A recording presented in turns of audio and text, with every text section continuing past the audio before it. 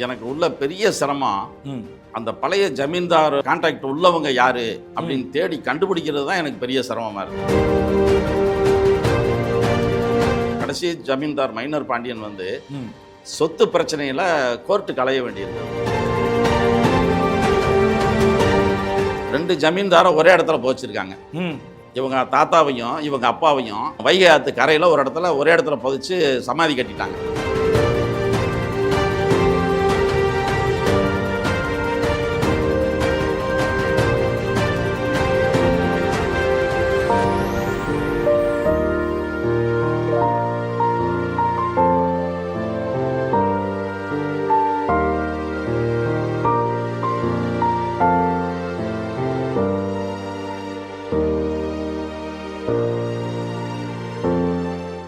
உலகம் முழுவதும் பரவி வாழுகிற தாய் தமிழ் உறவுகள் அனைவருக்கும் வணக்கம். இன்னைக்கு நம்முடைய சோழன் சொல்வீச்சு வலையொலியில் வருஷ நாட்டு ஜமீன் கதை ஆசிரியர் மதிப்புக்குரிய அண்ணன் வடவீர பொன்னையா அவர்களை சந்தித்து பேச இருக்கிறோம்.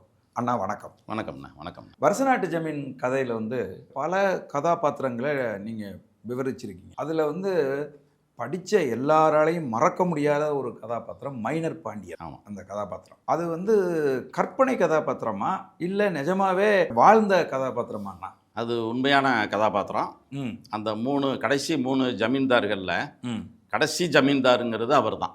சரி. அவர் காலத்தில் தான் எல்லாமே கடைசியில் இருந்த மிச்ச சொத்தும் ஏலத்துக்கு போகிறது. ம் அதனால் அந்த மைனர் பாண்டியன் கதை தான் மிகப்பெரிய கதை. சரி. அவரை பார்த்தவங்க நிறைய பேர் இருக்காங்க. கடைசி நேரடியாக பார்த்தவங்க. ஏன்னா அவர் இறந்தது 1952. ஓஹோ. சுதந்திரத்துக்கு பிறகு தான் இறங்குறாரு. சுதந்திரம் அடைஞ்ச அப்புறம் இறந்துருக்காரு. அப்போ நிறைய பார்த்துருக்கு வாய்ப்பு இருக்கு. ஆமாம். நான் 98 இந்த கதை எழுதும்போது எனக்கு உள்ள பெரிய சிரமம் அந்த பழைய ஜமீன்தார் கிட்ட கான்ட்ராக்ட் உள்ளவங்க யாரு அப்படின்னு தேடி கண்டுபிடிக்கிறது தான் எனக்கு பெரிய சிரமமாக இருந்தது. ஓஹோ. அது தொடர்புடையவங்க யாரு, இவரை தொடர்பு உள்ளவங்க யாரு அப்படின்ற தேடி போகிறதுல தான் எனக்கு ரொம்ப சிரமம் இருந்தது. சரி. ஏன்னா ஒருத்தர் சொல்லுவாங்க அங்கே போய் கேட்டு பாருங்க சொல்லுவாங்க அப்படின்னு. அப்புறம் அங்கேருந்து இன்னொரு கிராமத்தை காட்டுவாங்க. அப்போ அந்த கிராமத்துக்கு போவேன். அவர் இல்லைங்க, அவங்கெல்லாம் போய் பல வருஷம் ஆயிடுச்சு, எல்லாம் பஞ்சம் பிழைக்க இலங்கைக்கு போயிட்டாங்க, ஓஹோ அப்படி இப்படின்னு சொல்லிக்கிட்டே இருப்பாங்க. அதனால் ஈஸியாக கண்டுபிடிக்க முடியல. சரி. எனக்கு எப்படியாவது மைனர் பாண்டியனோட ஆரம்ப கால டீட்டெயிலேருந்து பூரா தெரியணும் அப்படின்னா அந்த 2வது ஜமீன்தார் இருந்தார், சாமியப்ப நாயக்கர்னு. அவர் இறந்தது உத்தமபாளையம் மக்காராவுத்தர் வீட்டில் அப்படின்னு சொல்லி சொன்னாங்க. சரி. முஸ்லீம் குடும்பமும் இந்த ஜமீன் குடும்பமும் ரொம்ப ஒட்டி உறவாடிக்கிட்டு இருந்தாங்க. சரி. ஏன்னா அந்த ஜமீனில் பல நிலங்கள்லாம் அந்த செங்குளம் மாங்குளம் இது மாதிரி சில ஏரியாக்களை பூரா பிரித்து விவசாயம் பண்ணுறதுக்கும் தேயிலை இதெல்லாம் வளர்க்குறதுக்கும் அந்த உத்தமபாளையம் மக்காராவுத்தர் ஃபேமிலி கிட்ட ஒப்படைச்சிருந்தாங்க. சரி. அந்த மக்காராவுத்தரோட பேரன் தான் அப்துல் லத்தீப்னு ஒருத்தர். சரி. அவரும் ரொம்ப வயசானவர் தான். நான் அவர் வீட்டுக்கு எப்படியாவது போனோம்னா அவர்கிட்ட இருந்து நமக்கு எல்லா விஷயமும் கிடைக்கும், ஏதாவது செய்திகள் கொடுத்துருவாரு, செய்தி வரும் அப்படின்னு. எதுக்காக சொன்னாங்கன்னா கடைசி ஜமீன்தார் மைனர் பாண்டியன் சொத்து பிரச்சனையில் கோர்ட்டுக்கு அலைய வேண்டியிருந்தது. ஓஹோ. அப்போ அந்த சொத்து பிரச்சனைக்கு இவருக்காக வாதாடினது யாருன்னு கேட்டால் நீங்கள் ஆச்சரியப்படுவீங்க. பிடி ராஜன். பிடி பழனிவேல் ராஜன். பிடி பழனிவேல் ராஜனோட அப்பா. அதான் கேட்க வர்றேன். ஏன்னா அவர் எரசக்க நாயக்கன் ஒரு ஜமீனுக்கு திவானா இருந்தார், பிடி ராஜன். ஆமாம். ஓஹோ. நம்ம திராவிட அந்த நீதி கட்சி தலைவர்கள் அவர் ஒருத்தர். சரிங்க. கடைசி காலத்தில் அந்த சொத்துக்கு இங்கே சென்னைக்கு வர போக ஆக்சுவலாக அவங்க பூர்வீகமெல்லாம் செங்கல்பட்டு. சரி. அதுக்கு பிறகு அவங்க சோழவந்தானுக்கு வந்தாங்க. பிடி ராஜன் ஃபேமிலி, பிடி பழனிவேல் ராஜன், அப்புறம் சபாநாயகரெல்லாம் இருந்தார். ஆமாம். அவங்க பேரெல்லாம் அந்த வருஷநாட்டு ஜமீன் கதையில் குறிப்பிட்டிருக்கேன். சரிங்க. சரி. அந்த எரசக்க நாயக்கன் ஒரு ஜமீனில் பிரச்சனை வரும்போது இந்த கண்டம்னூர் ஜமீனுக்கு தொடர்புடைய நிலங்கள்லாம் மீட்டுறதுக்கு அவங்கெல்லாம் உதவி செஞ்சாங்க அப்படின்னு சொல்லிட்டு. சரி. அதனால் பிடி ராஜனுக்கும் இந்த மக்காராவுத்தர் அவங்களுக்கும் நல்ல லிங்கில் இருந்ததுன்னு எனக்கு அங்கே இருந்தவங்க சொன்னோடனே சரி நிச்சயமாக நமக்கு இந்த மைனர் பாண்டியனோட கேரக்டர், அவர் எப்படிப்பட்டவர் என்னன்ற விஷயம் போகிற அவருக்கு தெரியும் அப்படின்னு சொல்லிட்டு நேராக உத்தமபாளையத்தில் போய் மக்காராவுத்தர் வீடு எதுன்னு உடனே சொல்லிட்டாங்க. சரி. பஸ்ஸை விட்டு இறங்கினோடனே அப்படியே நேராக போய் லெஃப்டில் திரும்பிப்பா, அவங்க வீடு தெரியும், பெரிய வீடு அப்படின்னாங்க. அதே மாதிரி நான் உள்ளே போனோடனே அங்கே ரெட்டை தூண் வச்சு தான் இருந்தது. சரி. அதான் பொதுவாக அந்த ஜமீன் ஃபேமிலி, திவான் ஃபேமிலி அப்படின்னு பார்த்தா அவங்க இருக்கிற வீடெல்லாம் கிட்டத்தட்ட ஒரு குட்டி அரண்மனை மாதிரியே இருக்கும். ஆமாம் ஆமாம் ஆமாம். அங்கேயும் பார்த்தா அதே மாதிரி தோதகத்தி கட்டில் ம் அந்த மாதிரிலாம் இருந்தது. ஆனால் இவர் ரொம்ப சிம்பிளாக ம் சமணக்கால் போட்டு கீழே உட்காந்து சாப்பிட்டுக்கிட்டு இருந்தார். ஓ கும்பா, அது இந்த பித்தளை கும்பான்னு ஒன்று, ஆமாம் ஆமாம் ஆமாம். அந்த கும்பால சாப்பிட்டுக்கிட்டு இருந்தாரு. ம் சரி டிஸ்டர்ப் பண்ண வேணாமேன்னு கொஞ்சம் கதவை விட்டு வெளியே நின்னேன். ம் அப்போ திடீர்னு உள்ளேருந்து ஒரு ஆள் வந்து ம் யார் நிற்கிறதுன்னு ஐயா கேட்டு வர சொன்னார் அப்படின்னு. ம் நான் அது மாதிரி ஜூனியரோடலேருந்து ம் இந்த வருஷநாட்டி ஜமீன் கதை எழுதுறேன்லாம் அவன் வந்திருக்கேன் அப்படின்னு ம் உள்ளேருந்து சவுண்டு வருது. ம் தம்பி தம்பி உள்ள வா தம்பின்னு. ம் ம் நான் விட்ட சொல்லிக்கிட்டு இருக்கும்போதே தம்பி தம்பி உள்ள வா தம்பின்னு. ஆ அப்போ அவரும் அதை படிச்சுக்கிட்டு இருக்காருன்னு அர்த்தம். ஓ சரி. முதல்லேருந்து படிச்சுக்கிட்டு இருக்காரு. ஆ ஆ நமக்கு எல்லா விஷயமும் தெரியுமே, நம்மளை தேடி ஆள் வரலையே அப்படின்னு நினச்சிக்கிட்டு அப்படின்னு இருந்தாரு. நினச்சிக்கிட்டு இருக்கிற நேரத்தில் நானும் போகிறேன். சரி.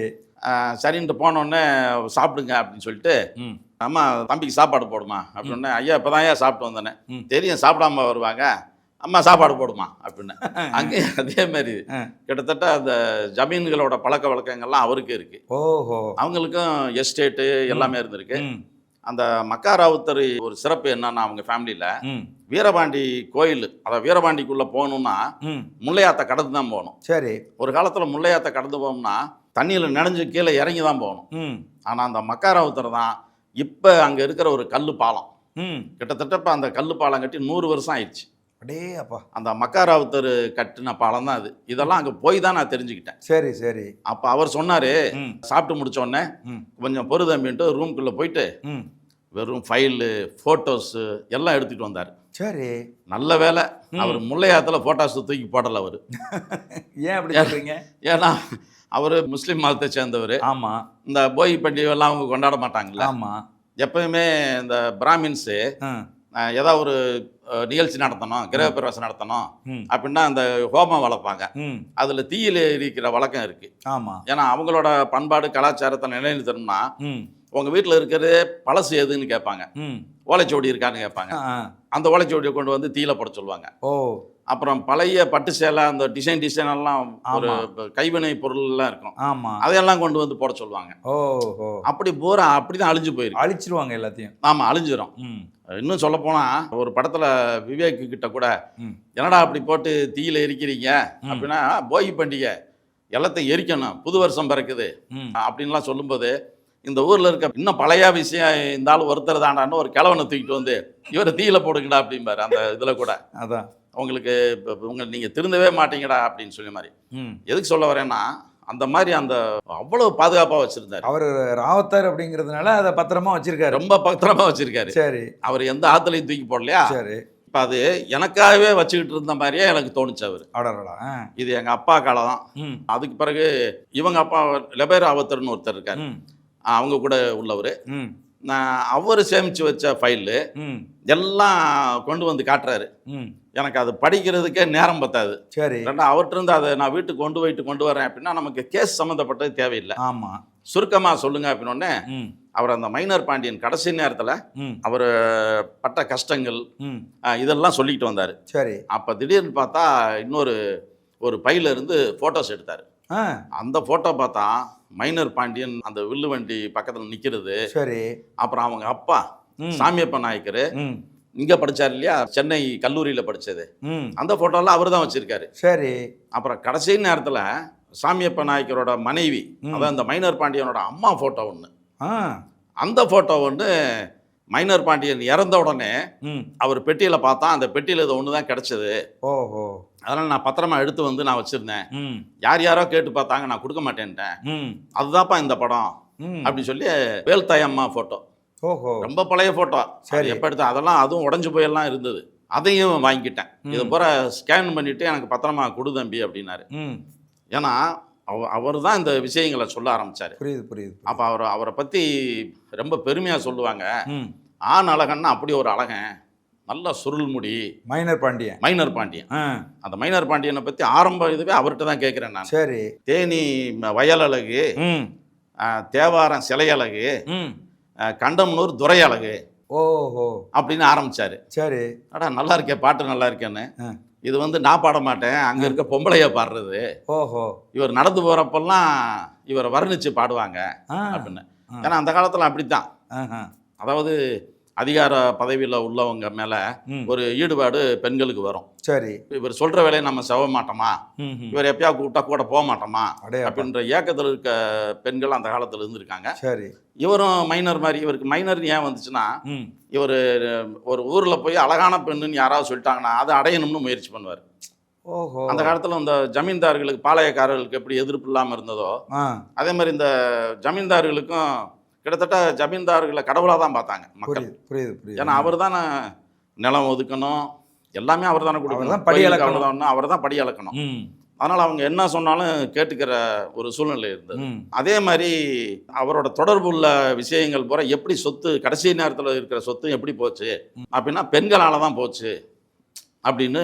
அதனால தான் அவருக்கு மைனர் பாண்டியன். அதனால தான் அவருக்கு மைனர் பாண்டியனே பேர். ஆக்சுவலாக அவர் பேர் வந்து கதிர்வேல் சாமி பாண்டியன். ஓஹோ. அவர் பேர் முழு பேர். ஆனால் நிலைச்சது மைனர் கதிர் பாண்டியன். ஆமாம், கதிர்வேல் பாண்டியன் அவர் பேர். ரெக்கார்ட் கவர்மெண்ட் ரெக்கார்ட்லேயே கதிர்வேல் பாண்டியன் தான் இருக்கு. சரி. ராமகிருஷ்ணா சாமியப்ப கதிர்வேல் சாமி பாண்டியன் அப்படின்னு தான் பேர் வரும். ஏன்னா அவங்க தாத்தா பேர் ராமகிருஷ்ணா நாயக்கர். சரி. அதாவது முழு பேர் சொன்னோம்னா கண்டம கெண்டம ராமகிருஷ்ண சாமியப்ப கதிர்வேல் பாண்டியன் நாயக்கர். இதுதான் அவரோட உண்மையான பேர். அப்படிதான் அந்த காலத்து ஜமீன்களுக்கெல்லாம் கண்டம கெண்டம ராமகிருஷ்ண சாமியப்ப கதிர்வேல் பாண்டியன் நாயக்கர். ஓகே. இதுதான் மைனர் பாண்டியன். ஓ சரி சரி. இத்தனை பேர் சொல்ல முடியாது. அதனால மைனர் வர்றாரு, மைனர் பாண்டியன் வர்றாருன்னா எல்லாம் தெரிச்சு ஓடுவாங்க. சரி. இப்போ பெண்களை அவர் மேல பாட்டு கட்டி கிராமப்புறத்து பெண்கள்லாம் பாடுவாங்களா? ஆமாம். அதுல ஒரு பாட்டு கூட எப்படி இருக்குன்னா, ரொம்ப நிறைய பாடல் இருக்கு அவர் மேல. சரி. சந்தன பொட்டும் நெத்தியில வச்சு சரிகை துண்டும் தலையில கட்டி தும்பப்பூ வேட்டி கட்டி துள்ளி வராரு கதிர்வேல் பாண்டியரு அப்படின்னு பெண்களே வர்ணிச்சு பாடுவாங்க. ஓஹோ. அந்த அளவுக்கு ஒரு ஈடுபாடு அவர் மேல வந்துச்சு. புரியுது. அப்போ ஆளு நல்ல அழகா இருப்பாரோ? ஆள் ரொம்ப அழகன். ஆள் அழகன், நல்ல ஹைட்டு. ரெண்டாவது யாருக்கும் பயப்படவும் மாட்டாரு. ஏன்னா நாம தான் ஜமீன்தார் அப்படின்னு நினைச்சுக்கிட்டு இருக்காரு. இந்திய சுதந்திரம் வாங்கின பிறகு கலெக்டர் பொறுப்புல எல்லாமே போயிடுச்சு. சரி. கலெக்டர் பொறுப்புல போலீஸ்காரன் இருக்காங்க. இவங்க கிட்ட இந்த சேவகமார்கள்னு சொல்லுவாங்க. ஆமா. இப்போ மைனர் பாண்டியன் ஓடுறாருன்னா முத நாளே அந்த ஊர்ல கடாலாம் வெட்டி ரெடி பண்ணி வச்சிருப்பாங்க, விருந்தெல்லாம். ஓஹோ. இவ்வளவுக்கும் மைனர் பாண்டியனுக்கு எந்த அதிகாரமும் கிடையாது. சரி.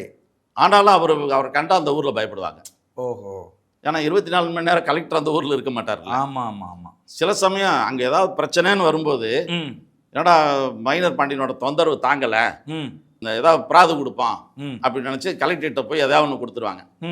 அப்படி சில விஷயங்கள்ல ஊர்ல அப்பாவு பிள்ளைன்னு ஒருத்தர் இருந்தார். சரி. அவர் தான் அந்த மீதி எட்டயபுரம் ஜமீன்தாரோட நிலங்கள்லாம் பார்த்துக்கிட்டு இருந்தார். சரி.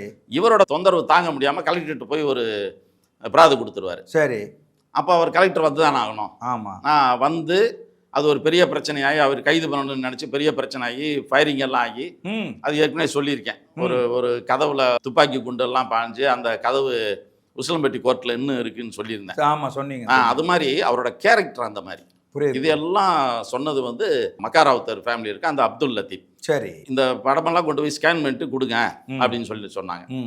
அப்புறம் அது கேரக்டருக்கு அதுக்கடுத்து சில விஷயங்கள் அவரை பற்றி யாருக்கு தெரியும் அப்படின்னு பார்க்கும்போது கொடுவலார்பட்டியில் கம்பராஜுலு ராமசாமி நாயக்கர்னு ஒருத்தர் இருந்தார், கிராம முனிசிப். சரி.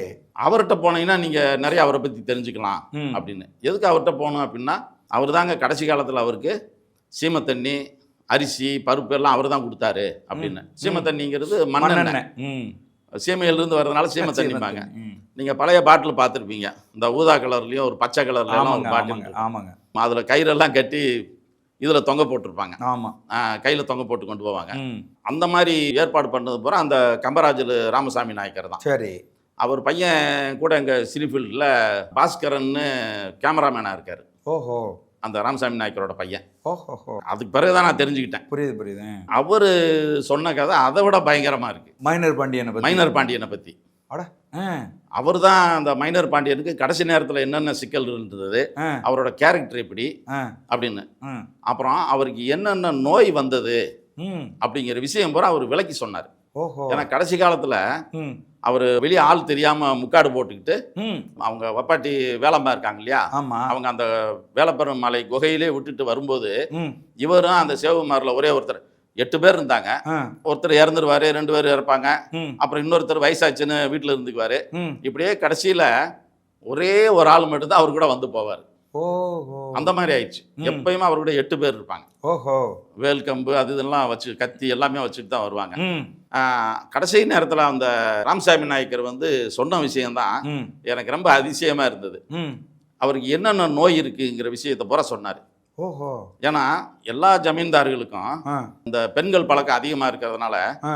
அந்த வெப்பம் நோய், வெட்ட நோய், மேக நோயின்னு ம். அப்புறமா என்னென்ன இப்போ நம்ம வந்து அதுக்கு பிறகு எய்ட்ஸ்ன்னு சில விஷயமெல்லாம் கண்டுபிடிச்சிருக்கோம். ஆமா ஆமா. அந்த பாலியல் காலத்துல- நோய்கள். பாலியல் நோய்கள் தான். ம். அதுக்கான மருந்து, அதுக்கான இதெல்லாம் வேணும்னா அதுக்கு முறையான வைத்தியர்கள் இருக்காங்க. ம். அந்த சித்த மருத்துவம் தெரிஞ்சவங்கள யார் லீடிங்கில் இருப்பாங்களோ ம். அவங்கள அரண்மனை வைத்தியர்னு வச்சுக்குவாங்க. ஓ. இப்போவும் அரண்மனை வைத்தியர்னு சொல்லுவோம். ஓஹோ. கிராமத்தில் சாதாரண வைத்தியர் இருப்பாங்க. ம். இந்த அரண்மனை வைத்தியர்களுக்கு பூரா ம். அரண்மனையை பற்றி நூக்கன் கார்னர் எல்லாமே தெரிஞ்சு வச்சுருப்பாங்க. ஓஹோ. எது இதில் ஜமீன்தார் வீக்னஸ்ஸு, ம். அது மாதிரி ஜமீன்தார்னு அம்மாக்கள் இருக்காங்கல்ல. ம். இப்போ முன்னாடி அரசன் அரசியெல்லாம் இருப்பாங்க அந்த ஆமா காலத்தில். ஆமா அவங்களுக்கும் இவங்க தானே வைத்தியம் பார்க்கணும். ஆமா. அது மாதிரி ஜமீன்தாரினி அம்மாக்களுக்கும் எது இதில் வீக்னஸ்ஸு ம். அப்படின்னு பூரா இவங்க தான் தெரிஞ்சு வச்சுருப்பாங்க. ஓகே. இந்த வைத்தியர்கள் சித்த மருத்துவ பார்க்குறவங்க தான் தெரிஞ்சு வச்சுருப்பாங்க. ம். அதனால் அவங்க என்ன சாப்பிடணும், சாப்பிடக்கூடாது, ம். என்ன மருந்து உட்கொள்ளணும் ம். அப்படிங்கிற விஷயம் பூரா அவங்க தான் தெரிஞ்சு வச்சுருப்பாங்க. சரி. நாளாக நாளாக இது மாதிரி நோய்வாய்ப்பட்டாங்க. கடைசி நேரத்தில் மைனர் பாண்டியன் வந்து சீப்பாலக்கோட்டை வைத்தியர் ஒருத்தர்கிட்ட போனார் ம். அப்படின்னு சொன்னாங்க. இன்னும் கூட அந்த வீடு இருக்குன்னாங்க. ம். நீங்கள் அங்கே போய் சீப்பாலக்கோட்டையில் சின்னதுறை பெரியதுறைன்னு போய் பார்த்தீங்கன்னா ம். உங்களுக்கு சொல்லுவாங்க அப்படின்னாங்க. ம். சரின்ட்டு நான் யதார்த்தமாக போய் அவர்கிட்ட ஏங்க எங்கள் சின்னதுறை வீடு எதுன்னு சும்மா சத்தமாக கேட்டேன். ம். அவன் கேட்கும்போது ம். ஏங்க சத்தமாக பேசுகிறீங்க அப்படின்றாங்க. ஐயோ. நான் உடனே அங்கே போயிட்டு சரி அவர் வீடு பார்க்கணுங்க அப்படின்னேன். சத்தமாக இல்லை, இங்கே பேசக்கூடாது இந்த ஊரில், ம். அவங்க யார் தெரியுமா அப்படின்னு சொல்லிட்டு மிரட்டியாக கூப்பிட்டு போனாங்க. ம். போனோடனே வெளியே என்னை அந்த வீட்டுக்கு வெளியே நிறுத்திட்டு ம். உள்ளே போய் தகவல் சொல்லிட்டு வர்றேன் ம். அப்படின்னு அதே மாதிரி உள்ளே போய் தகவல் சொல்கிறாங்க. ம். அதே மாதிரி உள்ள அவர் என்ன பண்ணியிருக்காரு, ம். அவர் பேர் வடவீர பொண்ணையாவா அப்படின்னு கேட்குறாரு உள்ளே இருந்துக்கிட்டு. ஆ.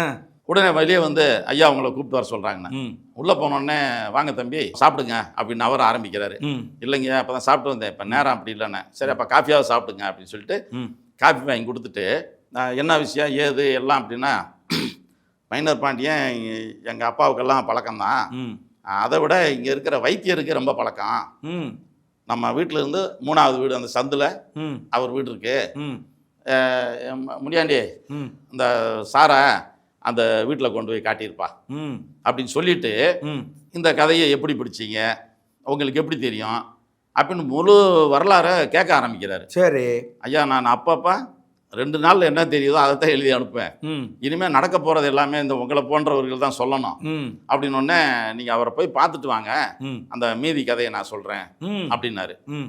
அப்போ இவர்கிட்ட ஏதோ ஒரு விஷயம் இருக்குது, ம். முதல் அங்கே போவோம் அப்படின்னா அங்கே ஒரு வயசான ஒரு அம்மா இருந்தாங்க. சரி. ஆக்சுவலாக அந்த அம்மா வந்து அந்த வைத்தியரோட மகள். ஓஹோ. அவங்க வயசாகி போய் தான் கிடக்குறாங்க. ம். அப்புறம் அவங்க யாரையோ சொல்லி கூப்பிட்டு வந்து அந்த பெட்டியை திறந்து காட்டு ம்.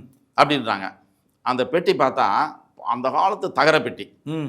கிட்டத்தட்ட 200 வருஷம் இருக்குமோ என்னமோ தெரியல. ம். இந்த பூஜை சமயத்தில் மட்டும் அதை எடுத்து அது சந்தனம் போட்டு வச்சு கும்பிட்டுக்கிட்டு இருக்காங்க போல் இருக்கு. சரி. உள்ள என்னென்னமோ இருக்குப்பா, சோடி அது இதெல்லாம் இருக்கு. ம். அது யார் இப்போ யார் இங்கே வைத்தியர் யாரும் இல்லை. ம்.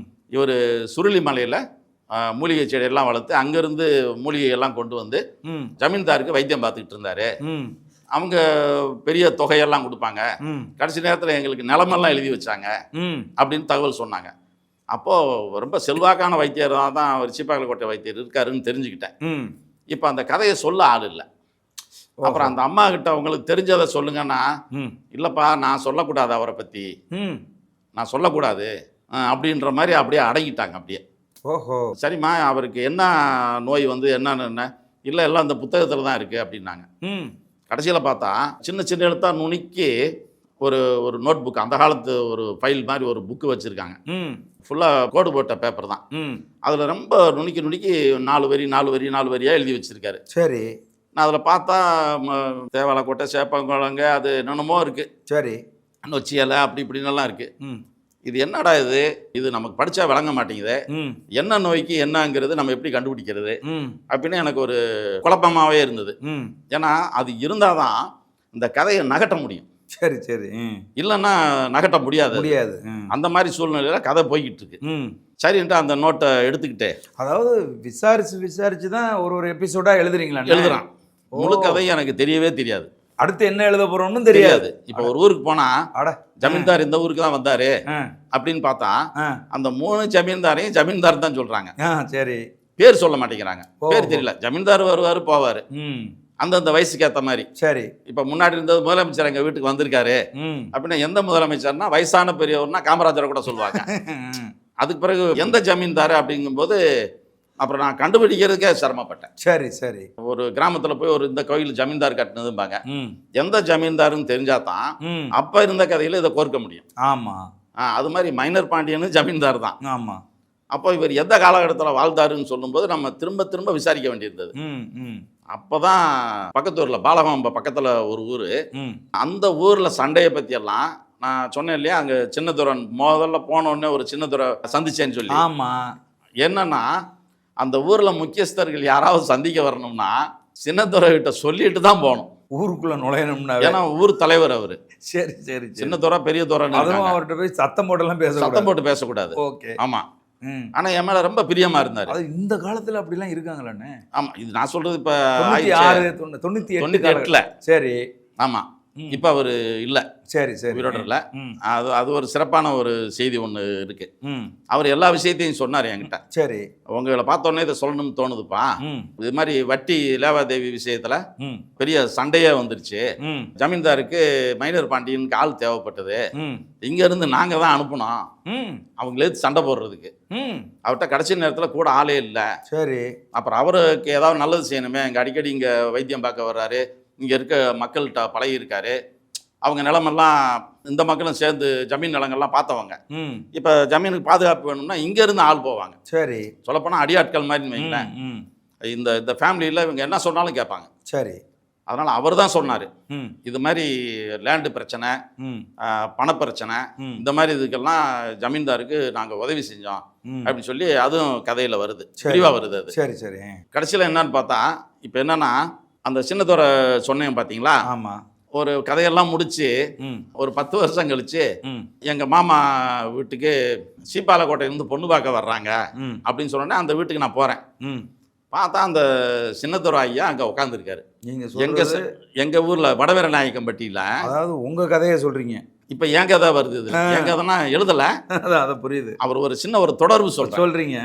கதைக்காக தேடி போன ஒருத்தர் கடைசியில் அவருக்கு எங்களுக்கு பெரியப்பா சித்தப்பாங்கிற முறை வருது. ஓஹோ.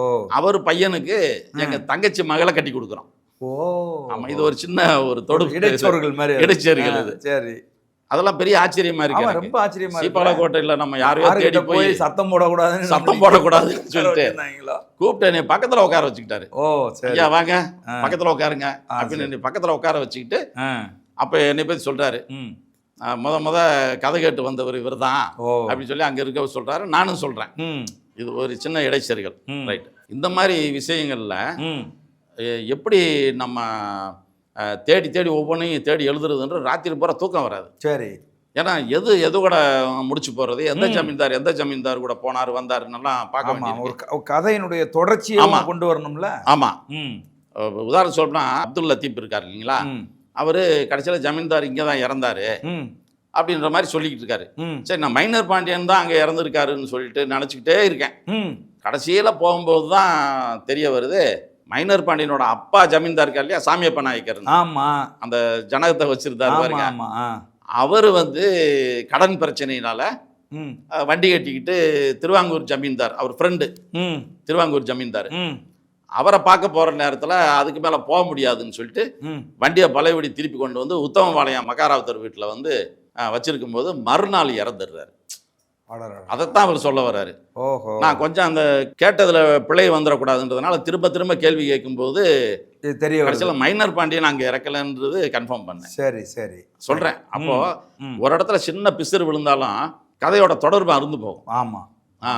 இந்த கஷ்டமெல்லாம் அங்கே இருந்தது. எந்த ஜமீன்தார்னு தெரியல, சொல்றவங்க பேர் சொல்ல மாட்டாங்க. புரியுது. அந்த மாதிரி ஆயிடுச்சு. இப்போ கிறுக்குத்துறன் முதல் ஜமீன்தார், ஃபர்ஸ்ட் ஜமீன்தார், அது 3 ஜமீன்தார்ல மைனர் பாண்டியனோட தாத்தாவை பற்றி பழனியில் போய் கேட்டால் சொல்கிறாங்க. ஓஹோ. அங்கே அவருக்குன்னு ஒரு மண்டபம் கட்டி வச்சுருக்காங்க. அந்த கிறுக்குத்துறை, ம் அதாவது ராமகிருஷ்ண நாயக்கருக்கு. ம் அப்போது அங்கே வந்தால் ஜமீன்தார் வருவார் போவாருமாங்க. அப்போ எந்த ஜமீன்தார் நம்மளா அந்த வருஷம் வச்சு கணக்கு பண்ண வேண்டியிருக்கு. ஓஹோ சரி சரி சரி அதுக்காக சொன்னேன். புரியுது இப்படி இவங்களோட தொடர்பு பூரா ஜம்பிலிபுத்தூர்னு ஒரு பெருமாள் கோயில் இருக்காங்க, ம் கதலி நரசிங்க பெருமாள் கோயில்னு. ம் அங்கே இந்த பொட்டு கட்டின பெண்கள் பூரா அங்கே தான் இருப்பாங்க. ஓஹோ முத அந்த ஊருக்கு வந்த தேவரடியார்கள். தேவரடியார்கள். ம் ஆமாம், அது தேவதாசிகள்னு சொல்லுவாங்க அங்கே. ம் அவங்களுக்கு நாங்கள் வீடு இருக்குது. ம் அவங்க கதை பார்த்தா இன்னும் பயங்கர சுவாரஸ்யமாக இருக்கும். சரி. அங்கே இருக்க தேவதாசிகள் பூரா டான்ஸ் ஆட தெரியும், ம் படிக்க தெரியும். ம் அந்த காலத்து பெண்களுக்கு படிப்புரிமை கிடையாது. ஆமாம் ஆனால் இந்த தேவதாசிகள் படிப்பாங்க, படிப்பாங்க. ஸ்லோகம் சொல்லுவாங்க, படிப்பாங்க. அவங்களுக்கு எப்படின்னா வீட்டுக்கு பொண்ணை போய் அங்கே போய் சேர்த்து விடும்போது அந்த பூசாரி தாலியை கட்டி விட்டு அங்கே அவர் குடி வச்சிருவாங்க.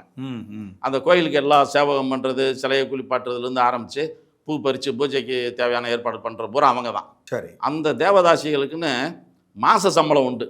ஓஹோ. கோயிலிருந்து கொடுப்பாங்க. ஓகே.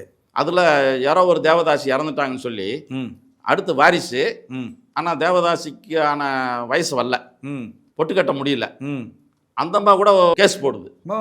எனக்கு மாத சம்பளம் வேணும், எங்கள் அம்மா இறந்துருச்சு, எனக்கு மாத சம்பளம் வேணும் அப்படிலாம் கேஸ் போடுது. இது கதையில் இது விரிவாக எழுதலை. அந்த மாதிரி ஒரு ஊர். சரி. அப்புறம் 1976 தான் அந்த தேவதாசி முறைகள் ஒழிக்கணும்னு சொல்லிட்டு 1976 எமர்ஜென்சி பீரியடில் அந்த தேவதாசி முறையை ஒழிச்சாங்க. கலைஞர் கருணாநிதி பீரியடில். ஆமாம், கடைசி வருஷம். கருணாநிதி பீரியட்னு சொல்ல முடியாது, அது எமர்ஜென்சி. புரியுது புரியுது. ஆட்சி கலைச்ச பிறகு எமர்ஜென்சி 1.5 வருஷம் இருந்தது. அந்த சமயத்தில் தான் அந்த தேவதாசி முறைகள் ஒழிக்கணும்னு சொல்லிட்டு யார் யார் கூட உங்களுக்கு தொடர்பு இருக்கோ அவங்க கூட போகணும்னு நினச்சா போயிருங்க, வெளியூர் போகணும்னா வெளியூர் போயிருங்க, இங்கேயே இருக்கிறாருந்தா உங்களுக்கு தோட்டம் நிலமெல்லாம் கொடுத்துருக்காங்கல்ல, உங்கள் தோட்டத்தில் அங்கே குடிசை கட்டியோ அங்கே போய் இருந்துக்குங்க, எந்த தொழிலும் பண்ணிக்கக்கூடாது, மிராசுதார் மிட்டாடாரு எவனையும் இங்கே நீங்கள் கூப்பிடக்கூடாது அப்படின்னு கண்டிஷன் போட்டு போலீஸ் பாதுகாப்பெல்லாம் போட்டாங்க. அப்போது ஓகே. அந்த ஊர் முழுக்க அவங்களுக்குன்னு தனி கோயில் எல்லாமே இருந்தது. அந்த மாதிரி சூழ்நிலையில் ஜமீன்தாராக அங்கே போக முடியல. ஓஹோ. அந்த நேரத்தில் அந்த தேவதாசி ஒழிப்பு முறை வந்த 76 தான் இப்போ ஜமீன்தார். ஆமாம், அப்போதைக்கு இல்லை, நான் சொல்கிற சுதந்திரத்துக்கு முன்னாடியே அந்த பிரச்சனையை கொண்டு வந்தாங்க. புரியுது புரியுது. இங்கிலீஷ்காரங்க இருக்கும்போதும் சரி, தேவதாசி முறை ஒழிப்புக்கு பாடுபட்டு முத்துலட்சுமி சொல்லுவாங்க, அவங்கெல்லாம் அதுக்கு நான் ஒழிப்புக்காக கொண்டு வந்தாங்க. அதுக்கு காங்கிரஸ்லேயே முக்கியமான தலைவர்லாம் அதெல்லாம் ஒழிக்கக்கூடாது. ஆமாம், இப்போ சத்தியமூர்த்தி எல்லாம் இருந்தார் தலைவர், அவர் தேவதாசி முறை வேணும்னு கேட்டார். இந்த வைத்திய முறைகள் ஒரு புக்கு கிடைச்சதுன்னு சொன்னேன் பார்த்தீங்களா, சீப்பாலக்கோட்டையில். ஆமாம், அதில் இருக்கிறது புரிஞ்சாதான் அந்த நோயை பற்றியும் இந்த விஷயங்கள்லாம் பற்றியும் நம்ம எழுத முடியும். சரி. இதுக்காக எனக்கு அதை நோட்டை தூக்கிட்டு வந்துட்டு எங்கள் ஊரில் சித்த மருத்துவர் ராதாகிருஷ்ணன் ஒருத்தர் இருந்தார். சரி. நான் டாக்டர் ராதான்னு கூப்பிட்டுக்கிட்டு இருப்பான். ரொம்ப கொஞ்சம் வயசு. அவர் எப்படின்னா அவங்க பாரம்பரியம் பூரா சித்த மருத்துவத்திலிருந்து கற்றுக்கிட்டு வந்தவங்க. அவங்க பெரியப்பா ஒருத்தர் சுருளி வைத்தியர்னே பேர். அவர்கிட்ட இவர் கற்றுக்கணும், ஆனால் இவர் ஆரம்பத்தில் கற்றுக்காமல் விட்டார். சரி. இனிமேல் போகிற காலங்களில் சித்த மருத்துவமெல்லாம் எதுக்கு எடுபடாது அப்படின்னு இருந்தவர். அவருக்கு என்ன நடந்துச்சுன்னா, அவர் மலைநாட்டில் குதிரையில் போயிருக்காரு. இந்த சுமையெல்லாம் பலாப்பழம் அதெல்லாம் வச்சுட்டு போவாங்க இல்லையா, அப்படி குதிரையிலேருந்து கீழே விழுந்து கால் எலும்பு முறிவு, முட்டி, இந்த காது தேஞ்சது, இது மாதிரி ஏகப்பட்ட காயங்கள். சரி. உடனே அவர் என்ன பண்ணிட்டாரு, இந்த இதுக்கு போகிற நாமளே மருந்து கண்டுபிடிச்சி நாமளே செய்யணும்னு முடிவு பண்ணிட்டார். அவங்க பாரம்பரியம் புக்கு இருக்குது பாருங்க, ஆமாம், அதுலேருந்து படித்து இதுக்கு என்ன மருந்துன்னா அந்த பழையபடி அதில் பூரா அவரை பற்றி கூட நான் அந்த நேரத்தில் குதிரையிலிருந்து விழுந்தார் டாக்டர் ஆனார். ஓஹோ. அதாவது குதிரையிலிருந்து விழுந்தார் டாக்டர் ஆனார் அப்படின்னு ஒரு மேட்ரே அந்த நேரத்தில் ஆனந்த உடனில் எழுத வேண்டிய சூழ்நிலை வந்துச்சு. சரி சரி சரி. பாரம்பரிய தொழிலில் அந்த சித்த மருத்துவத்தை கற்றுக்கிட்டாரு அப்படின்னு விஷயம். அவர்கிட்ட அந்த நோட்டை கொடுத்து நம்ம இதுக்கோட அர்த்தமெல்லாம் தெரிஞ்சுக்கணும் அப்படின்னு சொல்லும்போது அவர் ஒவ்வொன்றா விளக்கி சொல்ல ஆரம்பித்தார். ஓ, அவருக்கு புரியுது. ஏன்னா அவர் அவங்க பாரம்பரியத்தில் வந்த நோட்டெல்லாம் படித்தவர். எடுத்தோடனே போய் சொன்ன உடனே ஒரு விஷயத்தை பார்த்தாரு. சேங்கோட்டை பால் அப்படின்னு படிக்கிறாரு. ஐயோ, இது அணுகுண்டாச்சே அப்படிங்கிறாரு. ஆனால் அது பயங்கரமாக இருக்க பெண்ணு. அந்த காலத்தில் அணுகுண்டு வெளியே இருந்து போட்டால் தான் அது வெடிக்கும். இந்த அணுகுண்டுங்கிறது உடம்புக்குள்ளே போச்சுன்னா உடம்பெல்லாம் பாலமாக போயிடும். ஓ, அந்த மாதிரி ஒரு விஷயம் அது சேங்கோட்டை பாலுங்கிறது. அதோட இன்னொரு மூலியும் சேர்த்து கலந்து குடிச்சாங்கன்னா, இல்லாட்டி எதுலையா உணவில் சேர்த்து விட்டாங்கன்னா போருக்கு போவாங்க இல்லையா, அப்போ அவங்களுக்கெல்லாம் இது மாதிரி ரகசியமாக அவங்க உணவுலையோ தண்ணியிலையோ போய் கலந்து விட்டுறது. அப்போ அவங்க சண்டைக்கு போக முடியாது. பார்த்தோம்னா சோர்வாகும், படுத்துருவான், பார்த்தா அப்படியே கோடு கோடாக விழுகும், ரத்த கோடாக விழுகும் உடம்பு பூரா. ஐயோ, அந்த மாதிரி விஷயங்கள்லாம் சித்த மருத்துவர் எழுதின புக்கில் இருக்குது. அட, அது மட்டும் இல்லை, எல்லாத்துக்குமே அதில் மருந்து இருக்குது. ரொம்ப நான் கொடுத்து வச்சவனே அப்படின்னு அவர் சொல்கிற அந்த டாக்டர் அதை படிச்சுட்டு அதை படிச்சுட்டு பரவாயில்ல, எனக்கு சில ஆதாரங்கள் தேவைப்பட்டது, எனக்கு இது கிடைச்சது பெரிய விஷயம் அப்படின்னு சொல்லி அதுலேருந்து அப்புறம் ஒவ்வொன்றா சொல்ல ஆரம்பித்தார். அப்போ இந்த மாதிரி விஷயமெல்லாம், இந்த மாதிரி மருத்துவம் இவர் எடுத்துக்கிட்டாருன்னு இருக்கு. அப்போ அது என்ன நோய் அப்படின்னா அவர் ஜமீன்தாருக்கு வந்த நோய்களை பிற சொல்கிறார். ஓஹோ, பெரும்பாலும் அவங்களுக்கு இந்த மாதிரி நோய்கள் தான் வரும். இந்த பாலியல் நோய்கள். ஆமாம், பால்வினை நோய்கள். பால்வினை நோய்கள்ல பல வகை இருக்குங்கிறார். ஓஹோ, அதுலேயும் அதோட முத்தி போன விஷயம்தான் எய்ட்ஸ். புரியுது புரியுது. அது இந்த காலத்தில் கண்டுபிடிக்கப்பட்டது. ஆமாண்ணே. மைனர் பாண்டியன் அவர்களோட காலத்தில் வந்து ஜமீன்தாரியன் முறை வந்து ஒழிக்கப்பட்டிருக்கு. ஆமாம். அப்படின்னு சொன்னால் இப்போ அவரோட கடைசி கட்ட வாழ்வியல் எப்படின்னு இருக்கும்? ஆக்சுவலாக இவர் பேர் தான் ஜமீன். ஆனால் அவர் பொறுப்பில் அதிகாரத்தில் ஜமீன்கிறது கிடையாது அவர். சரி. அப்போது ஊரில் ஒரு பெரிய நாட்டாம, பழைய நாட்டாம இருந்தால் இந்த நாட்டாம வர்றாருன்னு தான் சொல்லுவாங்க. ஆமாம். இந்த மிலிட்ரிக்காரர் வர்றாருன்னு சொல்லுவாங்க. மிலிட்ரியில் இருக்க மாட்டார். ஆமாம். ரிட்டையர்ட் ஆகி வந்தாலும் மிலிட்ரிக்காரர் வர்றாரு. ஆமாம் ஆமாம். அது மாதிரி தான் இவர் பழைய அதிகார தோரணையை விட்டு கொடுக்காம, நான் தான் இந்த ஊருக்கு ஜமீன்தார், நான் சொல்கிறது தான் கேட்கணும் அப்படின்னு நல்லா சொன்னோம்னா ரவுடி மாதிரி தான் பிஹேவ் பண்ணாருன்னு சொல்லணும். இல்லை, வாழ்வியலுக்கு என்ன பண்ணார்? அதுதான் சாப்பாட்டுக்கு. அந்த சாப்பாட்டுக்கு அதான் மற்றவங்க கொண்டு வந்து கொடுப்பாங்க. இவரே சொல்லுவார், இன்னைக்கு தர்மலிங்கம் அந்த ஊரில் போய் இன்னைக்கு சாப்பாடு கடா வெட்டி எல்லாம் ரெடி பண்ணி வச்சுருப்பாங்க, அந்த சாப்பாடு நீ தான் கொண்டு வர்ற அப்படிம்பாங்க. இவர் அங்கே உட்காந்துக்குவார், இவருக்கு சாப்பாடு தேடி வரும். வருஷம் 365 நாளுமா? 365 நாளும் இவருக்கு சாப்பாடு தேடி வரும். ஓஹோ. இவருக்கு நோய்வாய்ப்பட்டு ரொம்ப முடியாமல் போயிடுச்சு பாருங்க. ஆமாம். அப்போ தான் இவர் வெளியே வர முடியல, நோயோட வெளியே வர முடியல. ஓஹோ.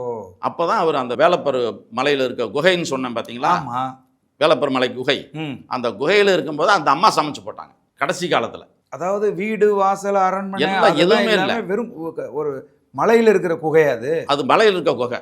குகைக்குள்ள போய் வாழ்ந்தாரா? குகைக்குள்ள போய் வாழ்ந்தாரு. இப்போ அந்த குகை இருக்கு. அந்த குகை படத்தோட சேர்ந்து தான் ஜூனியர் விடன்ல கடைசி அத்தியாயத்தில் போட்டிருப்பேன். அந்த குகைக்குள்ள தான் வாழ்ந்தாரு. ஒரு பெரிய ஜமீனோட வாழ்க்கை குகைக்குள்ள போயிடுச்சா? ஆமா. ரெட்டை தூண் கட்டி, எவ்வளவு பெரிய ஹாலு, எவ்வளவு பெரிய ஆளு, படை, அம்பு, ஆமா எல்லாம் இருந்த ஒரு ஆளு. குதிரை வண்டி நிற்கும், ஒரு பக்கம் யானை கட்டி போட்டிருப்பாங்க. அந்த மாதிரி இருந்த இடம் அது. ஓகே. பக்கத்துலயே ஜனகத்துக்கு ஒரு சின்ன அரண்மனை. எல்லாத்தையும் இழந்துட்டாரு. எல்லாம் இழந்தாச்சு. ஓஹோ. ஏன்னா வாங்கின கடனுக்கும் சரி, நிர்வாக ஃபெயிலியருக்கும் சரி, எல்லாமே இழந்தாச்சு. இழந்து கடைசியில் அவங்க அம்மாவே வெறும் கடைசியில் 64 கிராமத்தில் எல்லாமே எட்டயபுரம் ஜமீன்தாருக்கு போயிடுச்சு. சரி. மிச்சம் இவங்களுக்குன்னு சாப்பாட்டுக்குன்னு ஒதுக்குவாங்க இல்லையா? ஆமாம். அந்த சாப்பாட்டுக்கு மற்ற விஷயத்துக்கு ஒதுக்கும்போது வரி வசூல் பண்ணி சாப்பிட்டுக்கிட்டு இருந்தாங்க இல்லையா? அதுவும் இந்த கடனில் போயிடுச்சு. சரி. அதுக்கு தான் கோர்ட்டுக்கெல்லாம் அலைஞ்சிக்கிட்டு இருந்தார் இந்த மைனர் பாண்டியன். ஓகே. கடைசியில் அவர் கையில் எதுவுமே கிடையாது. சரி. இன்னொன்று விஷயம் சொன்னால், 2 ஜமீன்தாரை ஒரே இடத்துல புதைச்சிருக்காங்க. இவங்க தாத்தாவையும் இவங்க அப்பாவையும் வைகை ஆற்று கரையில் ஒரு இடத்துல ஒரே இடத்துல புதைச்சி சமாதி கட்டிட்டாங்க. சரி. அந்த இடம், அந்த நிலம் பூரா ஜமீன்தாரோட நிலம். சரி. இப்போ இவர் இறந்த உடனே இப்போ அங்கே பக்கத்தில் தானே புதைக்கணும். ஆமாம். அந்த நிலத்துக்காரர் விட மாட்டேன்ட்டார். வேற எங்கே வேணாலும் தூக்கிட்டு போயிரு, இங்கே புதைக்கக்கூடாதுன்ட்டார். அப்போது செத்த பிறகு புதைக்கிறதுக்கே இடம் கொடுக்கல, வாழ்றதுக்கு இடம் கொடுக்கல. ஆமாம், வாழ்கிறப்பையும் இடம் கொடுக்கல. மற்றவங்க அந்த அவர் மேலே அனுதாபப்பட்டுக்கிட்டு கூலி வேலை, முன்னாடி அரண்மனையில் கூலி வேலை பார்த்துக்கிட்டு இருப்பாங்க இல்லையா? அவங்க வீட்டில் இருந்து சமைச்சு கொண்டு வந்து கொடுப்பாங்க. ஓஹோ. அந்த மாதிரி இருந்தார் கடைசி காலம் வரைக்கும். ஓஹோ. ஏன்னா அவருக்கு குழந்தையும் இல்லை. என்னென்ன அதாவது என்னென்னா, ஒரு கம்பீரமான ஒரு ஆள். ஆமாம். பெண்கள் பார்த்து ஆசைப்பட்ட ஒரு ஆள் அப்படியே கழுதை தேஞ்சு கட்டெரும்பானது மாதிரி அப்படியே வந்து கட்டாந்தேரியில் படுத்து சாகுறாருன்னா என்ன நினைக்கிறது? என்ன ஒரு கொடுமையாக இருக்குது. ஆமாம். இது வந்து உண்மை வாழ்க்கை இல்லையா? உண்மையான வாழ்க்கை ரெக்கார்ட்லேயே இருக்குது. ஓ, சரிதான். ரெக்கார்ட்லேயே இருக்குது. கண்ணில் பார்த்தவங்க இருக்காங்க. புரியுது. நான் தேடி போனேன் இல்லையா? ஆமாம். அந்த நல்லகாமு பழியன்னு ஒருத்தர், எந்த பழியர்கள் பிரச்சனையை உண்டு பண்ணி ஒழியணும்னு நினைச்சாங்களோ, இந்த மைனர் பாண்டியனுக்கு கடைசி காலத்தில் அந்த பழியர்கள் தான் உதவி செய்கிறாங்க. ஓஹோ. அவங்க காய்கறி கிடைக்கிற காய்கறி, எந்த பழியர்கள் இந்த ஜமீனை ஒழிச்சுக்கிட்டணும் அப்படின்னு நினைச்சாங்களோ, அதுல இருந்த கடைசி வாரிசு மைனர் பாண்டியனை அவங்க வேலப்பர் கோயிலுக்கு பக்கத்தில், வேலப்பர் கோயில் அங்கேருந்து படிக்கட்டு மேலே ஏறி போனோம். சரி. அந்த படிக்கட்டு ஒட்டி இந்த குகை இருக்கு. ஓஹோ. படத்தில் பாருங்க. ம். அந்த அதில் கட்டாந்தரையில் படுக்கிறாரு. ஓஹோ. அந்த குகைக்கு முன்னாடி ஒரு சமையல் கட்டு மாதிரி கல் எடுத்து வச்சுருக்காங்க. ம். அதெல்லாம் பார்க்கும்போது ரொம்ப மனசு கஷ்டமாயிருச்சு. புரியுது புரியுது. அவர் இறந்த பிறகு புதைக்கிறதுக்கு இடம் கொடுக்க மாட்டேங்கிறாங்க. ம். அத்தனை ஒரு ஜமீன்தார்களும் வர்றாங்க. ம். ம். எப்படியாவது ஒரு நல்ல அடக்கம் பண்ணிட்டு போனோம் ம். அப்படின்னு நினச்சி வர்றாங்க. ம். கடைசியில் அவர் எப்படி இறந்தாருங்கிற விஷயமா, அவர் புதைச்சாங்களா எரிச்சாங்களா, எதை வச்சு எரிச்சாங்க, இதுதான் கிளைமேக்ஸ். ஓஹோ. அது எழுதும்போது எனக்கே கண்ணில் தண்ணி வந்துருச்சு. சரி சரி. லாஸ்ட்டில் முடிக்கணும். ஆ. அதுக்கு முன்னாடி கதை ஒரு அத்தியாயம் எழுதினோடனே சொல்கிறேன் அப்படின்னு போடுவேன். சரி தொடரும்னு போடுறதில்ல. சரி. அதாவது இந்த பத்திரிக்கை உலகத்திலேயே ஆ. தொடர்கதிக்கு எப்பயுமே கடைசியில் தொடரும்னு போடுவாங்க. ஆ.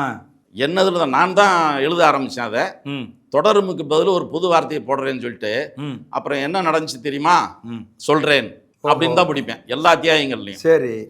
சொல்கிறேன்னு வந்துருச்சு. இடையில என்ன கடிதங்கள் வரும்னா, அப்போ கதை முடிஞ்ச பிறகு அதில் என்ன முடிப்பார் ம். அப்படின்னு ஒரு விஷயம் வருது இல்லையா. சொல்கிறேன்னு புரியுது வருது, புரியுது புரியுது. கடைசியில் முடிந்ததுன்னு வரும், ம். நிறைவு பெற்றதுன்னு வரும். ம். இதுக்கு என்ன நீங்க வரும், ஆரம்பிக்கும் போதே சேமம் தானே ஆரம்பிக்கிறீங்க. சேமம்னு ஆரம்பிக்கிறேன். ஆமா. ஏன்னா அந்த காலத்து வடமொழி சொல்லுது. சேமம்னு சொல்லிட்டு ஆ. வருஷ நாட்டு மலைக்கு போனா ம். வச்ச இடம் சொல்லிட்டு போங்க ஆ. அப்படின்னு இப்பவும் சொல்லுவாங்க அப்படின்னு. புரியுது. ஏன்னா வருஷ நாட்டு மலை அப்படி ஒரு மர்மம் நிறைந்த உள்ள மலை. போனா வெளியில வர முடியாது. உள்ள போனா வெளியே வர முடியாது. ம். ஏன்னா சூரியன் தொடாத மண் அது. புரியுது புரியுது. உள்ளுக்குள்ள சூரியமே எங்கேயும் தொடாது. சரி சரி. அந்த அளவுக்கு அடர்ந்த ஒரு இடம். ம். ஓரத்தில் ஆறுகள், நதி, கிளையாறு இதெல்லாம் ஓடிக்கிட்டு இருக்கும். சரி அதே மாதிரி சின்ன சின்ன மிருகங்களும் இருக்கும். கரடி இருக்கும், சிங்கம் தவிர எல்லாமே இருக்கும் அங்கே. சரி சரி. புலி, சிறுத்தை, ம். வரையாடு எல்லாமே அங்கே இருக்கும். சரி. வேட்டைக்கு போகிறவங்க ஜமீன்தார்களாக வேட்டைக்கு போகும்போது பொழுதுபோக்காக வேட்டைக்கு போவாங்க. ம். அப்போ அது உள்ளுக்குள்ளே தான் போவாங்க. புரியுது புரியுது. அப்போ அது வேட்டைக்கு போகிறதே ஒரு பெரிய விஷயம். அதுக்குன்னு ஒரு பாட்டு இருக்குது, ம். அதுக்குன்னு சில கருவிகள் இருக்குது. ம். அதையெல்லாம் நான் தேடி தேடி கண்டுபிடிச்சி எழுதுறதுக்குள்ள படாத பாடுபட்டேன். புரியுது புரியுது. ஆமாம், சிரமம்தான். புரியுது புரியுது. ஆனால் என்ன எனக்கு உதவி செஞ்சாங்கன்னா, இவ்வளவு மனசில் வச்சிருந்துருக்காங்க பாருங்க அந்த ஊர் ஜனங்க. புரியுது புரியுது. அந்த 80 வயசுக்கு மேலே உள்ளவங்க, அவங்கள போய் பார்க்கும்போது ஆஹா நம்ம சொல்கிறதுக்கு ஒரு இடம் கிடச்சிருச்சுன்னு ஆர்வமாக சொல்ல ஆரம்பித்தாங்க. புரியுது புரியுது. அதனால் அவங்கள என்னால் மறக்கவே முடியாது. சரி அண்ணா, ரொம்ப மகிழ்ச்சி அண்ணா. ஆ அதாவது வாழ்ந்த மனிதர்களுடைய கதையை, அவர்களோடு வாழ்ந்த மனிதர்களை தேடி தேடி தேடி அலைஞ்சு அதை கண்டுபிடிச்சு பெரிய ஒரு காவியமாக பதிவு செஞ்சு, அதுதான் வருச நாட்டு ஜமீன். அந்த வருச நாட்டு ஜமீனோட அந்த கடைசி ஜமீன் மைனர் பாண்டியனை பற்றி நீங்கள் சொன்ன செய்திகள் எல்லாமே ரொம்ப அதிர்ச்சி ஊட்டுற செய்திகளாக இருக்குது. நான் கடைசியாக ஒரே ஒரு கேள்வி உங்களை கேட்க விரும்புகிறேன். அது என்னென்னா, இந்த மொழி நடையை எப்படி நீங்கள் தேர்வு செஞ்சு? இந்த மொழி நடைங்கிறது கிட்டத்தட்ட 200 வருஷத்துக்கு முன்னாடி என்ன மாதிரி வார்த்தைகளை உபயோகப்படுத்துவாங்க அப்படிங்கிற விஷயங்கள் நான் தேடி போகும்போது சில விஷயங்கள்லாம் கொடுப்பாங்க பாருங்க. ஆமாம். பத்திரம் இருக்குல்ல, அப்போ பத்திரம் எழுதுறாங்கல்ல, ஆமாம், அது அந்த வரி கட்டுற ரசீது, அந்த மாதிரி சில விஷயங்கள். ஜமீன்தார் அரண்மனையில் செலவு கணக்கு சிட்டா புஸ்தகம் அப்படின்னு ஒன்று இருக்கும். சரி. அதில் பார்த்தோம்னா பிராது, இன்னார் வசம், வண்டி மாடு பேஸ்கஸ் கிஸ்தி கொண்டு போக கஸ்தூரி ராஜா வசம் கொடுத்தது அப்படின்னு அதில் இருக்கும். புரியுது. அது மாதிரி ஒவ்வொரு வார்த்தையும் அதுல இருந்து எடுத்தேன். ஆமாம். பற்று, வரவு இதெல்லாம் அதில் இருக்கும். அதில் இருக்க வார்த்தைகள். அப்புறம் நான் ஒவ்வொரு ஊர்லேயும் போய் அந்த 80 வயசுக்கு மேலே 90 வயசுக்கு மேலே உள்ள ஆட்களை போய் பேசினேன் பார்த்தீங்களா. ஆமாம். அதுலேயும் இந்த ராஜகம்பளத்து நாயக்கர்கள்னு தனியாக இருக்காங்க. சரி. அதில் 11 கம்ப நாயக்கர்கள், 7 கம்பம், 5 கம்பம். ஏன்னா அவங்கெல்லாம் கல்யாணம் பண்ணும்போது எவ்வளோ பெரிய அரண்மனை வாசியாக இருந்தாலும் சரி தான். இப்போ இந்த அரண்மனை நான் இப்போ சொல்கிறேன், இந்த ஜமீன்தார்கள் இவங்க கல்யாணம் மண்டபத்துலேயோ அரண்மனையிலையோ நடக்காது. சரி. வெளியே இருக்கிற தோட்டத்தில் கம்பு நடுவாங்க. ஓகே. இப்போ ராஜகம்பளத்து நாயக்கர்களில் கம்பளத்து நாயக்கர்கள்லேயே 11 கம்பம் வரைக்கும் இருக்குது. அதில் 11 கம்ப நாயக்கர்கள் 11 கம்பு நட்டு இந்த இலை தலை இதெல்லாம் மேலே போட்டு தான் அந்த கல்யாணமே பண்ணுவாங்க. இயற்கை சூழ்நிலையில் தான் கல்யாணம் பண்ணுவாங்க. ஓஹோ. தோட்டத்தில் தான் விருந்து நடக்கும். சரி. இந்த மண்டபத்தில் உட்கார்றது அந்த சோழியே கிடையாது அவங்க கிட்ட. சரி சரி. அப்போது அந்த பழைய ஆளுக இருக்காங்க இல்லையா, ராஜகம்பளத்து நாயக்கர்கள் காதில் கடுக்கன் போட்டு அந்த உருமா கட்டிட்டு இருப்பாங்க. ஒரு கொடையை ஒன்று கையில் சொருகிக்கிட்டு நடந்து போய்கிட்டே இருப்பாங்க. பசுமாடு வச்சுருப்பாங்க. அதில் இருக்கிற அந்த கம்பளத்து நாயக்கர்கள்லேயே கொஞ்சம் எளிய மக்கள் இருப்பாங்க. அவங்கெல்லாம் ஆடு மாடு வச்சு தான் மேய்ச்சிக்கிட்டு இருப்பாங்க. சரி சரி. அவங்களுக்கு அது முக்கியமான தொழில், ம் ஆதி காலத்து தொழில் அது. சரி சரி. அதனால் அதையும் விடாமல் இப்போவும் இருக்காங்க. புரியுது புரியுது. அது மாதிரி பொதுவாக அந்த பெண்கள்கிட்ட பேச முடியாது. புரியுது. ஒரு கதையை கேட்க போகும்போது ம் அந்த வயசான அம்மாக்கிட்ட ம் அந்த காலத்தில் கல்யாண முறைகள் எப்படி அப்படின்னா சில பெண்கள் சொல்கிறத கேட்கணும்னு ஆசைப்பட்டேன். ம் ஏன்னா ஜமீன்தார் வந்து ஒரு பொண்ணுக்கு ஆசைப்பட்டாரு, அந்த வீட்டு பொண்ணு அழகா இருக்குன்னு சொன்னா சமுதாடு பெல்லின்னு சொல்லுவாங்க. சமுதாடுன்னா கத்தின்னு அர்த்தம். அதான் கத்தி கல்யாணம். அந்த கத்தியை வந்து அந்த வீட்டுக்கு அனுப்புவார். அந்த கத்திக்கு மாலை போடணும். போட்டுட்டு அவங்க அப்பா அம்மா அந்த கத்தி பின்னாடியே வருவாங்க. பொண்ணையும் கூப்பிட்டு வந்து அரண்மனையில் விட்டுட்டு போயிடுவாங்க. என்னங்க இது கொடுமையா இருக்கு. இது மாதிரி நம்ம ஜமீன்தார் கத்தி கல்யாணம் பண்ணியிருக்காரு. ஒரு முதல் ராம மைனர் பாண்டியன் இல்ல கிறுக்குத்துறை. ஓஹோ. குழந்தை இல்லைன்னு சொல்லிட்டு ஒவ்வொன்றும் அடுத்து கல்யாணம் பண்ணுவார் இல்லையா. 4 கல்யாணம் பண்ணார் அவர். ஓ, குழந்தைக்காக. ஆமாம், குழந்தைக்காக. அப்படியெல்லாம் இருக்கு. சரி சரி. அது வரலாறு படித்தா தெரியும். புரியுது. அந்த காலத்து ஜமீன்தார்கள் எத்தனை வயசு பொண்ணெல்லாம் கல்யாணம் பண்ணியிருக்காங்க அப்படின்னு. அதில் கன்னிவாடி ஜமீன் இறக்கும்போது விதவைகளாக இருப்பாங்கல்ல. ஆமாம். அந்த விதவைகளுக்கு என்ன வயசுன்னு முதல் கொண்டு எழுதியிருக்கேன். ஓஹோ. சொன்ன ஆச்சரியப்படுவீங்க. 1 வயசுல விதவையாயிருக்கு ஒரு பொண்ணு. என்னங்க கொடுமையா இருக்கு. 3 வயசுல விதவையாயிருக்கு, 7 வயசுல விதவையாயிருக்கு, 12 வயசுல விதவையாயிருக்கு. அட கொடுமையே. ஆமாம். ஒரே காரணம், அந்த இனத்துல பொம்பளை பிள்ளைய அந்த முறை வந்துடுது இல்லையா. ஆமாம். ஜமீன்தார் மாமா சொத்து விட்டு போயிடக்கூடாது. ஓஹோ. அந்த 4 பொண்ணுக்கும் சொத்து வேணும். ஓகே. அப்படிங்கிறதுனால அந்த 1 வயசு 2 வயசு 3 வயசு பிள்ளையா கட்டி வச்சிருவாங்க. ஓகே. சட்டப்படி அப்படி ஆயிரும். சட்டப்படி ஆயிரும். அது ஜமீன் முறைப்படி அவங்களுக்கு சொத்து வந்துடும். இப்போ ஒரு மகாராணி இருந்தால் ஒரு ஜமீன்தார் அம்மாவுக்கு சொத்து. 2 பேர் இருந்தால் 2 பேர், 4 பேர் கல்யாணம் பண்ணால் 4 பேருக்கு. ஓஹோ. இந்த இன்னொரு ஜாதியிலேருந்து இந்த கத்தி கல்யாணம்னு சொல்லி கூப்பிட்டு வர்றாங்க பாருங்க, அவங்களுக்கு சொத்துல உரிமை கிடையாது. ஓ, இந்த கத்தி கல்யாணங்கிறது மாற்று சமூகத்திலிருந்து வர்றது. ஓ, ரைட் ரைட். அந்த மாதிரி பண்ணுவாங்க. சரி சரி. அது எந்த ஜாதியாக இருந்தாலும் சரி. சரிதான் சார். அதை ஜமீன்தாருக்கு பயப்படாதவன் தான் எதிர்த்து பேசுவான். இல்லாட்டி ஊரை விட்டு ஓடி போயிடுவான். புரியுது புரியுது புரியுது. அழகான பொண்ணு வச்சிருந்தாவே அந்த ஊரில் பயப்படுவாங்க. புரியுது. என்னைக்கு கத்தி வருமோ. ஆமாம். அது மாதிரி ஜமீன்களில் ஜல்லிக்கட்டுங்கிறது ரொம்ப ஃபேமஸ். சரி. உதாரணத்துக்கு அரண்மனை புதூர்னு நான் சொன்னேன் இல்லையா, ஆரம்பத்தில் தேனி பக்கத்தில். ஆமாம். அது முழுக்க ஜல்லிக்கட்டு மாடுகளால் நிறைந்த ஒரு இடம். ஓஹோ. அது அரண்மனை புதூர் அப்படின்னு வச்சுட்டு அங்கே வாழ்ந்த கிறுக்குத்துறையோட ஒரு பொண்டாட்டி, குழந்தை இல்லாத ஒரு ஒய்ஃப் இருப்பாங்க இல்லையா, அவங்க அந்த அரண்மனை புதூருக்கு அந்த நிலம் பூரா அவங்களுக்கு எழுதி வச்சு அங்கே ஒரு பெரிய கிணறு ஒன்று இருக்கும். இன்னும் அந்த கிணறு அங்கே இருக்கு. அது ஜமீன்தார் அம்மா கிணறுன்னு பேர், தண்ணியே வத்தாது. ஓஹோ. இன்னும் இருக்கு. அது மாதிரி எழுதி வச்சு அப்புறம் கடைசி காலத்தில் அவங்க அங்கேயே இருந்து அங்கேயே செத்து போயிட்டாங்க. அதனால் அந்த கடைசியில் நான் சொன்னேன் பார்த்தீங்களா, மைனர் பாண்டியன் எப்படி இறந்தார், அவர் எப்படி எரிச்சாங்க சொன்னா, நான் அதை பற்றி திங்க் பண்ணுறப்ப நானும் அந்த காலத்திலேயே வாழ்ந்தேன்னு சொல்லியிருக்கேன். வடவீர பொன்னையாவே நான் வாழ்ந்ததுனால எனக்கும் கதை எழுதும்போது கண்ணீர் வரும். புரியுது புரியுது புரியுது. எனக்கு எந்தெந்த சீனில் கண்ணீர் வருதோ அதே இடத்துல எங்கள் பெரியவரும் சொல்லியிருக்காரு. அந்த மைனர் பாண்டியன் கடைசி நேரத்தில் கஷ்டப்பட்டுருப்பார். பெரியவர்னு நீங்கள் சொல்கிறது வந்து ஆனந்தவிடன் பாலசுப்ரமணியன் சார். பாலசுப்ரமணியன் ஐயா. ஆமாம். அவர் அதை படிக்கும்போது கூட உடனே என்னை கூப்பிட்டு பேசுவார். ஓஹோ. இந்த ஓட்டமுக்கா துட்டம் உனக்கு எப்படி தெரியும்னு கேட்பார். ஐயா, நம்ம இப்போ சின்ன வயசில் அருணா கவரில் இந்த துட்டெல்லாம் கோர்த்து எங்கள் தாத்தா கொடுக்குற துட்டெல்லாம் கோர்த்து வைப்பேன் அப்படின்னு. ஒரு ஓட்டமுக்கா துட்டுக்கு ஒரு ஜமீன்தார் என்ன பாடுபட்டுருக்கான் பாருப்பா, அப்பா பயங்கரமாக இருக்குது படிக்கும்போது அப்படின்பாரு. சரிதான். அதில் கடைசி சீன் நான் விவரிக்கும்போது இது படிக்கும்போது எனக்கே கண்ணில் தண்ணி வந்துருச்சு அப்படின்னாரு. எப்படி முடிச்சிங்க அதை சொல்ல வந்தீங்க? அதுதான், அது முடிக்கும்போது ஒரு ஒரு பாடல் வரி மாதிரி எழுதணும் அப்படின்னு எனக்கு மனசில் தோணிருச்சு. சரி. கடைசி நேரத்தில் தோணுது. அது கடைசி அத்தியாயம் நான் ஆஃபீஸில் உட்காந்து தான் எழுதுறேன். இதோட முடியுது அப்படிங்கிறதுனால. அப்போ உட்காந்து எழுதும்போது கண்ணு கட்டுது, உடம்பு சூடாகுது. ஏன்னா மொத்த ஜமீனும் அதோட முடியுது. இப்போ பெரிய வரலாறு, எத்தனையோ வருஷம் நாயக்கர் கால ஆட்சி, விஜயநகர பேரரசு, ஹரிஹரர் புக்கர் காலத்திலிருந்து வந்த ஆட்சி எப்போயோ ஆரம்பிச்சது. அது அந்த ஆட்சி வந்து மதுரை சார்ந்து உள்ள பிரதேசங்களில் கடைசி மைனர் பாண்டியன் குழந்தை இல்லாமல் சாகுறான் அப்படிங்கிறப்பவே எனக்கு இப்போ பெருவரிலிருந்து ஆரம்பித்த உஷ்ணா உச்சி முடி வரைக்கும் போயிடுச்சு. சரி. அது கடைசி நேரத்தில் அது ஏசி ரூமு, நான் உட்காந்து எழுதிட்டு இருந்தது. ஆனால் உடம்பெல்லாம் வேர்க்குது. சரி. ஒரு 4 வரி எழுதுறேன். எழுதி முடித்தோடனே கண்ணு கட்டிருச்சு, எழுத முடியல, கண்ணில் தண்ணி வருது. அப்படியே பேனா வச்சுட்டு அப்படியே தலை குனிஞ்சிட்டேன். அப்போ எங்கள் தம்பி பாஸ்கர் சக்தி உள்ளே வந்தார். என்னண்ணே எழுதி முடிச்சிட்டிங்களா அப்படின்னாரு. அப்படியே பார்த்தா என் கண்ணு சிவப்பாக இருக்குது, என்னண்ணே ஆச்சு அப்படிங்கிறாரு. இல்லை பாஸு, கடைசியில் ஒரு ஒரு 8 வரி பாடல் வரி மாதிரி எழுதணும்னு நினச்சேன். பழைய நினைப்பு வந்து ஒரே அமுக்குது, எழுதி முடிக்க முடியல. ரொம்ப மனசு கஷ்டமாக இருக்குது, வேதனையாக இருக்குது, கை நடுங்குது, எழுத வரல அப்படின்னு சொன்னேன். அப்படியே அதை திருப்பி பார்த்தாரு பேப்பரை. பார்த்துட்டு எழுதுங்கண்ணே, முடிச்சிருங்கண்ணே அப்படின்னாரு. இல்லை பாஸு, நீ சொல்லு, அந்த மிச்சம் 4 வரி நீ சொன்னாதான் அது முடியும். என்னால் முடிக்க முடியல, என் கை வரமாட்டேங்குதுன்ட்டேன். அதை கை முடங்கி போச்சு எனக்கு. சரி. அப்போ தான் பழசை நினச்சதை யோசித்து பார்த்தேன்.